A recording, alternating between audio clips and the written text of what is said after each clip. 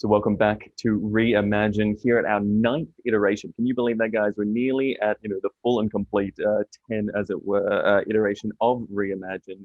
Amazing we've gotten this far with this conference.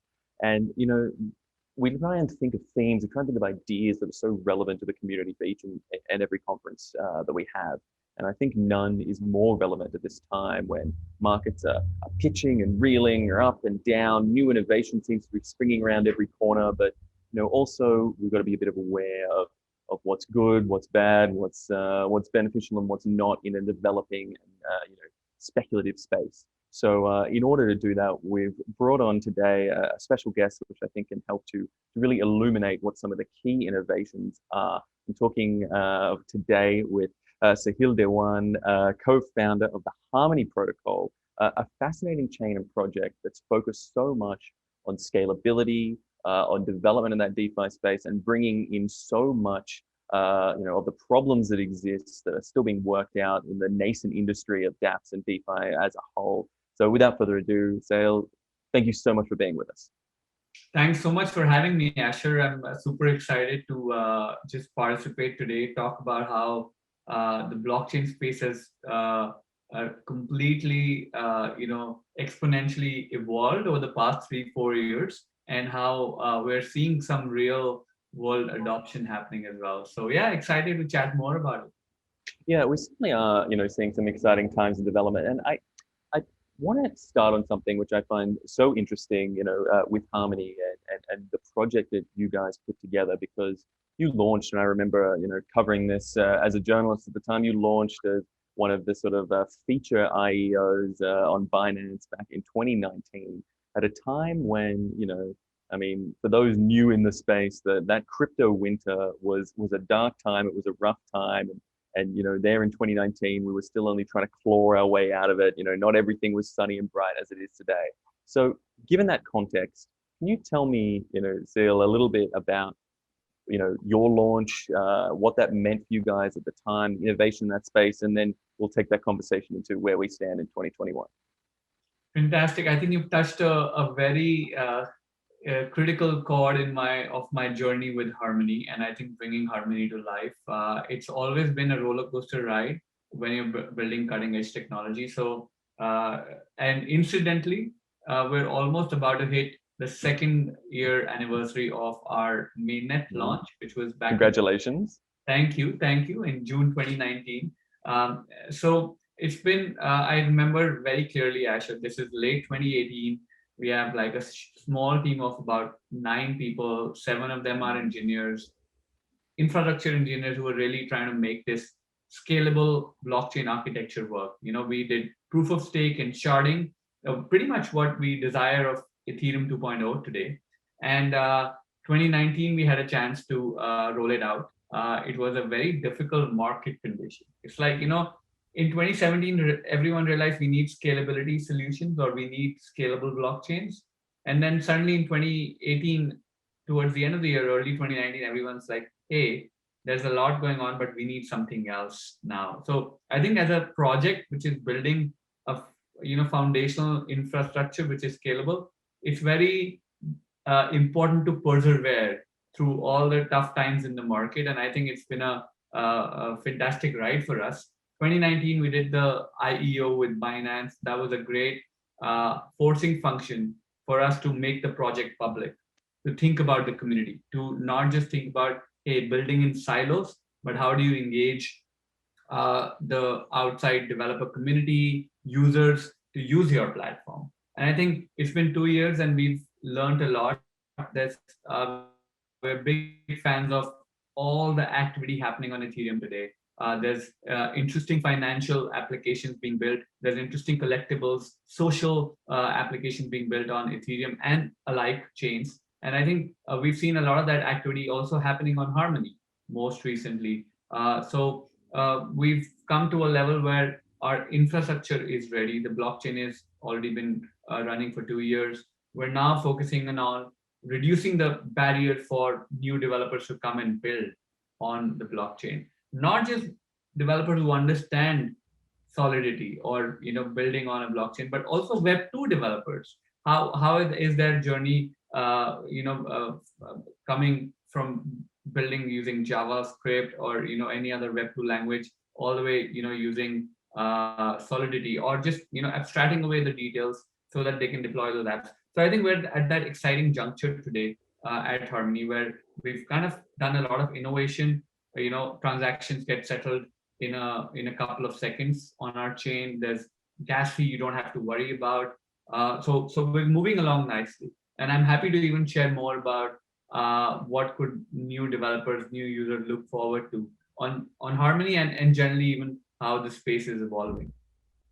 Absolutely, and I do, so much to touch on in what you said just there, and I do want to jump ahead to that future and sort of look what trends are there and what develop. But before I do, there's one interesting point that I want to stay with, that's sort of back in that 2019 sort of crypto winter period, because it's something that so many developers and sort of long-term holders and OGs in the crypto space always like to say, and I hear it all the time, which is that crypto winters, as tough as they may be, are actually the great strengthening point when it comes to development. That's when the true development happens. When the speculative mania is off the cards and people are there building real projects for the passion, for the heart, for the long term. Before we jump ahead and look where we are now, in the midst of a speculative mania, for good or ill, as someone who went through that, as a founder who was a living embodiment of building in that time, what's your take on that idea?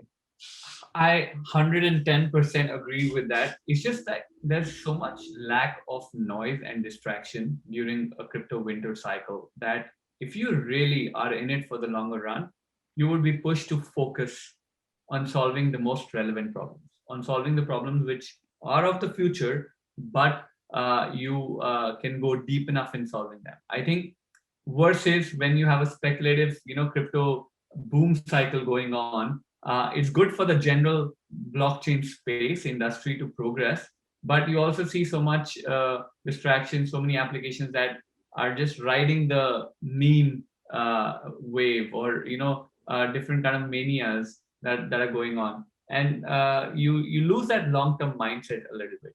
So I think when we at Harmony were going through the crypto winter, we didn't have enough cash or enough resources back then, and we were like, hey, we're here to solve this difficult scalability problem.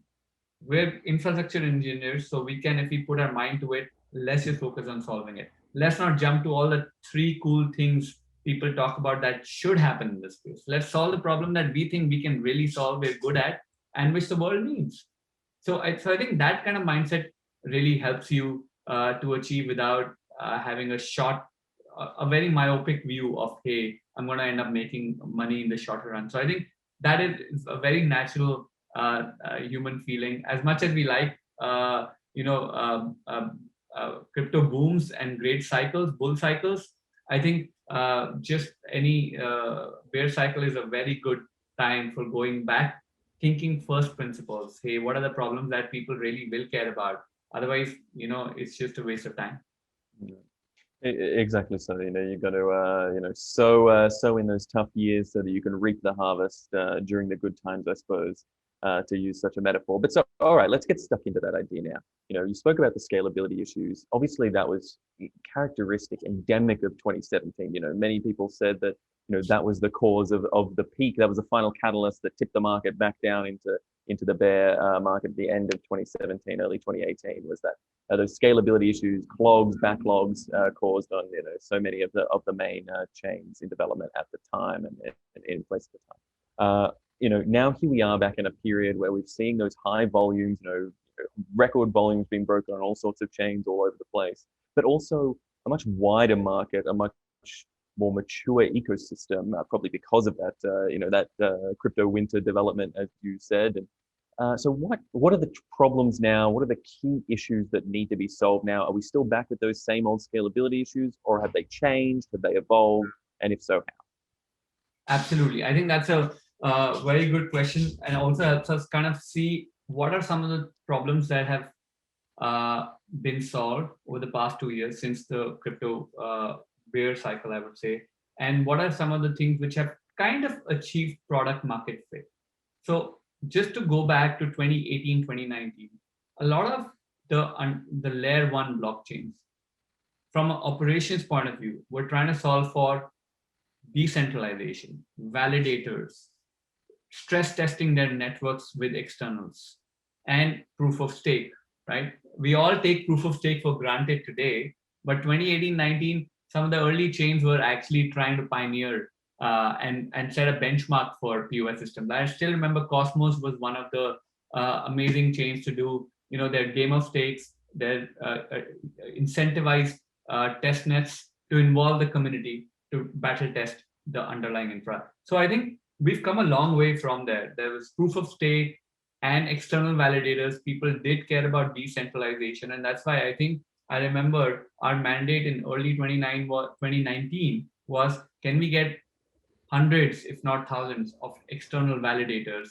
running nodes for Harmony, right? So we went through that, and we kind of were, lucky enough to get some of the top folks involved, and they've been solid partners for us since then. And then moving along, I think everyone got excited with DeFi, and I think Uniswap was really the killer application, even though it came out of a hackathon, and it was 2 years in the making, and DeFi was very well kind of battle tested. It grew exponentially in 2020, summer of DeFi, as we all remember, and it's been a year and a half, and things like Compound, DeFi, Aave have really shown that this is the kind of application suite in the financial services space that can be built on blockchains. And then later we kind of moved over to NFTs, and everyone now sees how NFTs actually do capture the value proposition of why a blockchain should be used, right? There's so much happening right now. So I feel like there are these key tenets on which some of our activity has progressed. And one thing that I'm currently excited about, since you asked, hey, what's the next thing? It's DAOs.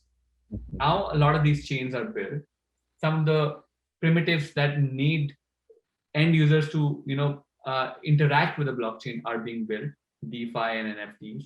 And now we're actually saying, how do we open things up for a true open governance style? All of these applications, layer ones, have amassed tremendous amount of treasuries in dollar values in their tokens. Now, how do we actually create a shared governance, a shared ecosystem with other external participants? And I think that's the exciting part that we're already seeing now in early 2021. And I think later in 2021 also, it'll be very exciting to see how that plays out.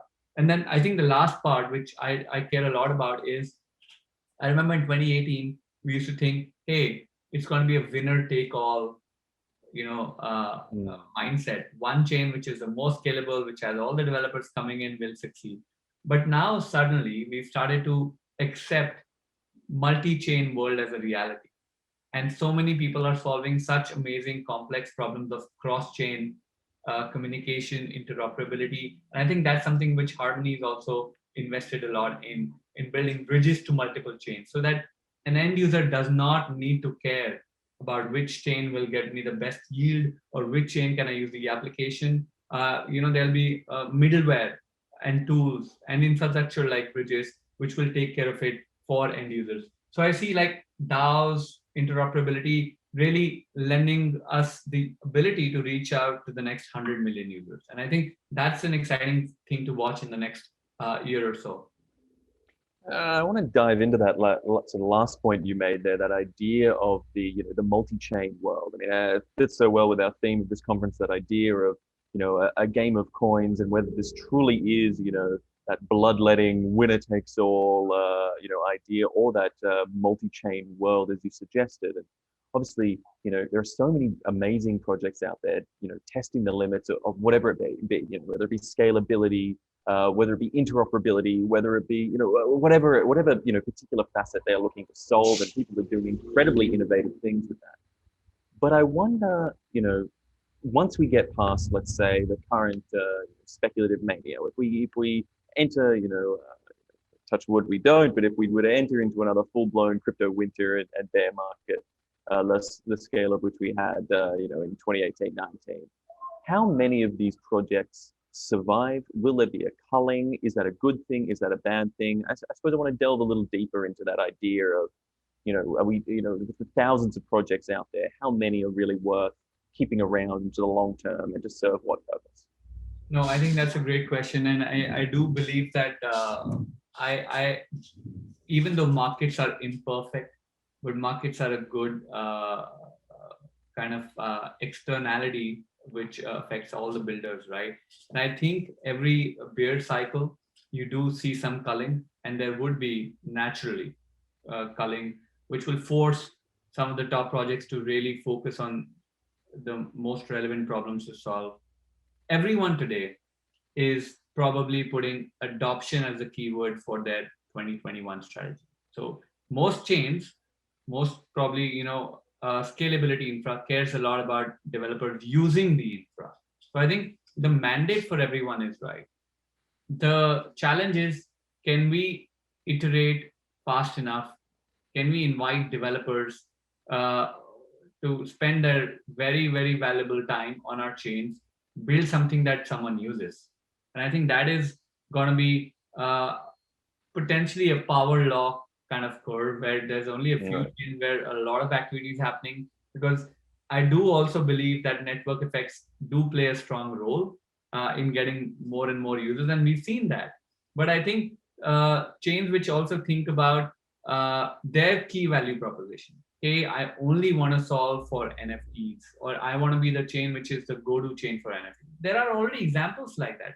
Flow is one example. Engine is just pivoting towards that.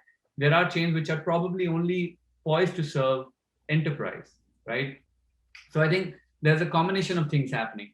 One is some of the chains are trying to find their own specialization.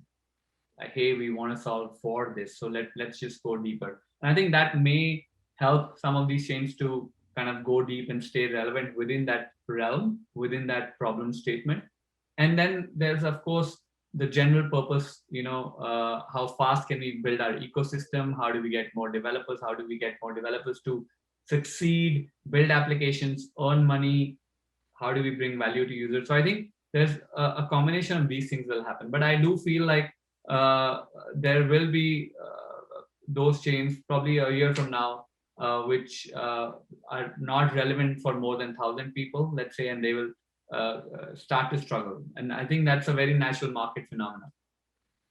Right, and so I want to delve there into that. As a founder, and working with the Harmony Protocol, when you talk about like a power law and sort of trying to get these developers on board and give their valuable time, and as we all know, there is a dearth of good developers out there. So many being fought for, so many developing. Why should a developer who can go and develop on an ETH-based app, or on a Cosmos or Solana based dApps and programs, why should they come to Harmony and develop over there? Is there a particular cause, or sort of just to give me that example as someone in that position?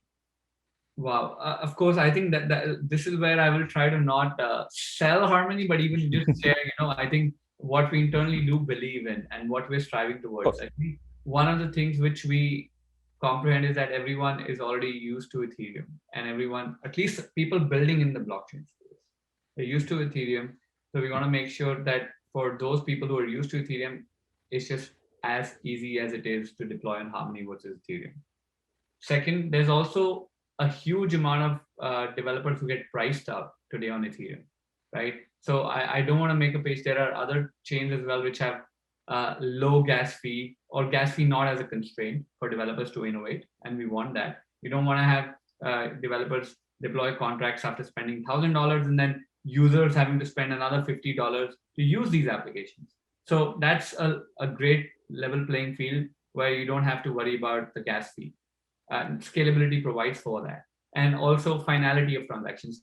Now you can do applications where you just have to wait for 1 second, or 2 seconds when you're kind of confirming transactions or achieving finality of transactions. So I think that is a key baseline infrastructure offering or a platform offering that we want to provide. Ethereum compatibility without the fee or the long delays of finality. And I think the second bit is we're iterating really fast to adapt to this multi-chain world. So we already have bridges to Binance Smart Chain and Ethereum, and we have one with Polkadot on testnet. We're working towards a bridge with Bitcoin as well, just because we do believe that Bitcoin can participate in DeFi and should participate in DeFi. So I think we're trying to stay ahead of the curve and think about that. And then we also feel like we are hungry for end user adoption. You know, we are trying to work with partners who are thinking about innovating at the wallet layer. Can you create a smart contract wallet where users don't have to worry about security, remembering past phrases, and all of that? And that smart contract wallet connects users with DeFi and all the potential value, yields, etc. So I think we're thinking end to end, full stack on reaching to the end users, and that's where we're working together with partners to come and developers to come build this on us. And I think lastly, we're going to have a hackathon coming up very soon. We have our second year anniversary, so we'll have a few things to share then. But our goal is to really get a lot of Web2 fintech Wall Street developers to start building and toying around with DeFi and connect DeFi with traditional finance. And I think that's something which is exciting. It's a new realm for us, and we do feel like that one market is poised to take off in the next year or two. So that's kind of where we're at, and just probably other infrastructure point of view, where we just launched a couple of DAOs, community DAO, validated DAO. So we're really opening up. I think people do care to build on Ethereum because they know it's sufficiently secure and decentralized, and I think we care a lot about that too. So it's all of these pillars that we're trying to build or move forward on that hopefully should help us attract developers. And obviously developers are a super powerful part of this conversation, and you touched on it a little bit. Obviously the end user is really the ultimate goal, and getting more users on board, getting those users that are on board with the crypto space even more comfortable and more willing to use products more easily, without those fears of security, without those fears of the slow speed of transactions, and all the issues that plague this still nascent industry. What sort of developments or trends do you see, either from Harmony or just in general observation, do you see taking place that are really going to help bring those next level of users on board? Right. I think that's again a fantastic thematic question. I see probably, if I can bucket them, two trends. One is that we're seeing a lot of financial products, structured financial products being experimented with on the blockchain. So you're seeing fixed yield products, you're seeing derivative products being built, which traditional finance is used to. End users are used to checking accounts, savings account, earning yield in just basic, let's say, interest rates on your dollar sitting in your account. So there's a lot of innovation in the blockchain space happening on how can we create that using staking derivatives or other kind of innovations. And then there's a lot of protocols which are optimizing yields because of all these liquidity pools and yield aggregators. So I feel like that is a natural motivation for, it's a financial motivation, right? For people to see, okay, traditional finance, my current banking system does not offer me these products, or they're actually really not giving me anything. But here in crypto, all of these products are so well designed, or are able to be designed, because everything is done by math and by contracts. And I think that's where one of the big value can be captured by end users with all these new financial primitives and products. So I think that's one kind of domain where I see this happening. The second, I would think, is where you see, well, this thought just kind of got out of my head right away. So I think one element is this, and the second element is, yes, is where fintech is really evolving fast. Fintech is actually trying to become a new stack altogether, replacing the traditional centralized archaic systems. Example, companies like Plaid, Robinhood.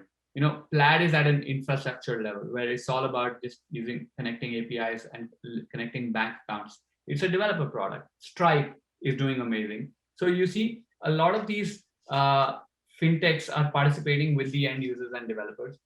If these fintechs can connect with DeFi on the back end, I think that itself can be, we can piggyback on fintechs to reach end users. So coming back, if you think how will blockchain attract end users, you won't it's not necessary that a new app like Coinbase will attract the next 1 billion users. It is possible that DeFi connects through APIs with fintechs, which are already touching billion users to provide the value of blockchain. And I think that's also an exciting proposition. Let's see what comes out of that. But we know that fintech is far more ready to adapt, to innovate, and plug in with these APIs from blockchain versus traditional finance. I mean, are we not already seeing the beginnings of that with the likes of PayPal, now offering not only wallet services and purchasing within their network, but now connecting to other, networks so you can actually take your coins on and off. Obviously, they're only limited so far, but is that not the first step in what you're talking about? Right. Powerful tools, nonetheless. All right, I want to start sort of getting towards the end of things here, and so I guess what I always like to ask is, particularly for someone who, is a founder of a coin that's, and a protocol as a whole, it's attempting to cut at that avant-garde, at that cutting edge, and deal with those problems that people are still facing in developing, a functioning good blockchain. I want to sort of look to the future now and sort of say, what are either the big issues that you foresee coming up in sort of the medium to long-term future? I don't want to put a time scale on that, but something counted in years rather than months, let's just say. And what are the sort of exciting peaks that you're looking forward to as well?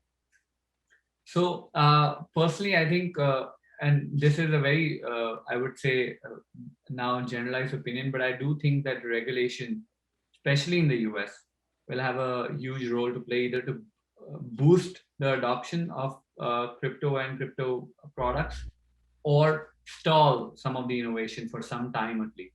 I am a true believer that it's here to stay in the longer run. But I think medium term, it's already, we touched $2.5 trillion as the market size for the crypto space. And I think it is getting big enough that they're going to have their eyes on it, regulatory authorities. So I think that's one of the possible risks, I would say, more than anything else.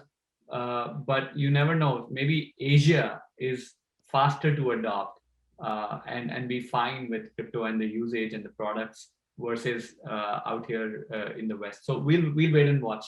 One thing that I'm excited about is what I see is probably in the early days of how probably we were in the scalability days back in 2017, 18, is privacy and zero knowledge proofs and applications that get enabled by zero knowledge proofs.